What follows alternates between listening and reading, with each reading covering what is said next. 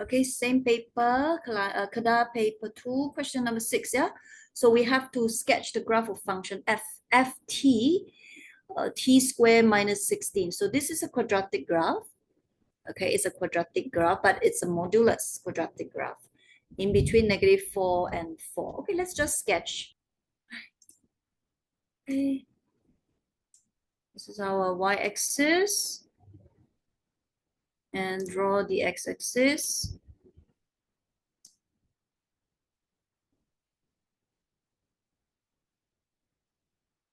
I need to move my y-axis in the center because I noticed that there is only the quadratic terms with t and a constant. So it must be, the symmetrical line must be on the y-axis, yeah?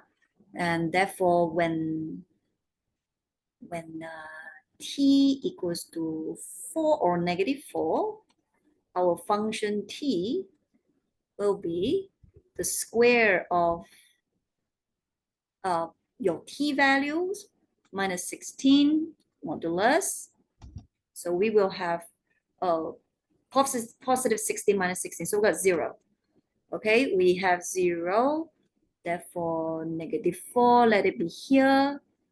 And our graph should be like this, symmetrical at the y-axis. However, it's modulus. So modulus means whatever that is negative shall become positive. So let's flip this upwards. Instead of -16 here, because when y equals to 0, goes -16 here. After you flip, become positive 16. So this will be the graph. Okay, make sure it is smooth graph. And after that, this one we just, make it a dotted line. Okay, as part of our solution, we use the reflection way to get this graph sketched. And now we need to solve this one. Find the range of t for ft greater than 7.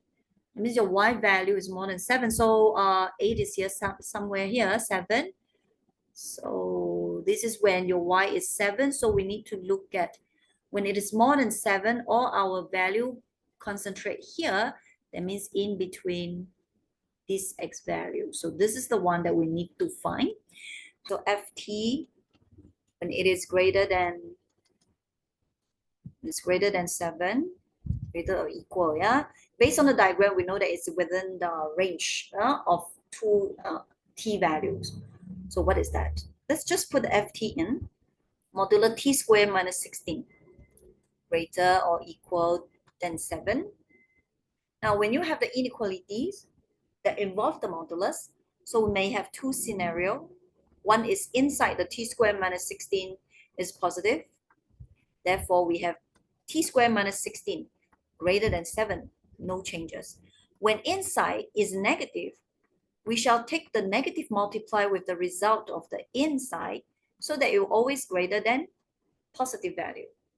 So next, what we need to do is we shall bring the 26 over, or bring it back here. Okay, we'll bring it over. T squared will be greater than 23. And on this side, we have t squared minus 16 less than or equal -7. I think it's better for us to bring it here. So we have t squared minus 9 less than 0. Yeah, I think this one we should do like this. When you have quadratic terms, you better do factorization method. T squared minus 23 greater than 0. Okay, so for this one, difference between two perfect square. Okay, t, the base is 3, t and the base is 3. And 1 plus 1 minus. As for this one, it's impossible. Why? Now, even I write in the difference between two perfect square, that is t, let it be square root of 23. And t square root of 23, because t squared minus square root of 23 square, you still get back 23, okay? Why? Because when it comes to inequalities, it's better to find the variable when you solve by using factorization way. It's very complicated to explain to you this one. Then t squared, we have a plus minus 23. So which one? Okay, is it both greater than positive 23 or both greater than negative 23? So it's more difficult to explain that. So it's better to use the factorization way. So 1 plus 1 minus.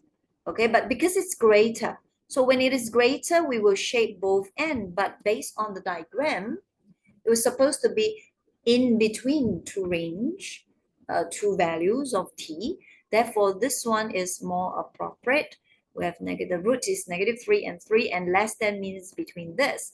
Therefore, our answer will be t in between negative 3 and 3. This is the answer. Okay?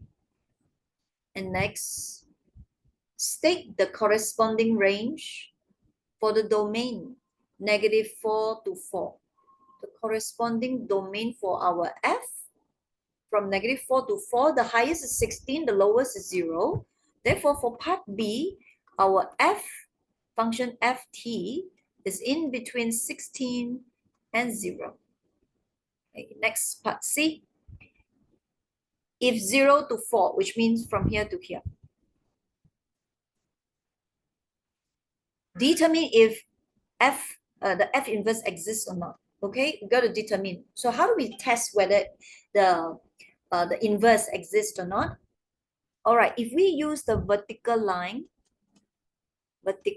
test, it tests whether the function, the graph or the relation is a function or not. Because like vertical line test, like a f. But if we use the horizontal line test, we test whether it has the inverse because of horizontal line I. Therefore, in this case, we shall use the horizontal line test for the t in between 0 to 4 only, okay? Half of the graph. So using the horizontal line intersects the graph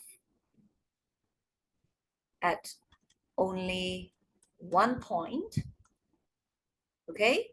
For 0, the t in between 0 to 4. Therefore, we can make a conclusion that the function has inverse. Okay, that's it for this question.